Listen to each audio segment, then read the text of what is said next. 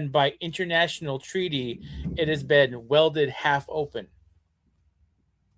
just so that Interesting. the Russians can see that there's not actually a missile in there. Wow. We're still keeping stuff soldered, I mean, open for the Cold War. How fascinating is that, right? And like at like 57,000 other locations in the Southwest, you've got people turning those silos into underground apartments. Right? Being born in 85, like the Cold War is something that informed a lot of my early childhood without me actually remembering it, right? So like I remember the day in school where they're like, "See that country on a map? That doesn't exist anymore." And I'm like, I don't know what that means. I'm in kindergarten, but okay, right?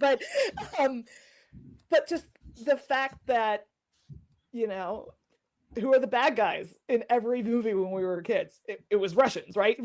Across the board, right? Even now, I find it really interesting. I don't know if you've listened to Star Trek Khan yet, but like the main antagonist in Khan's group is the Russian guy. And I'm just like, I love that they're continuing to keep some of this Cold War style way of looking at the world that we got in 1960s Star Trek, even through to 2025 Star Trek, because the Cold War might be over, but the mistrust that political and social powers have with one another, indicative of the Cold War, that never goes away in politics, and we're still very much in a period of mistrust. It's just it's shifted away from the Soviet Union to other powers internationally now.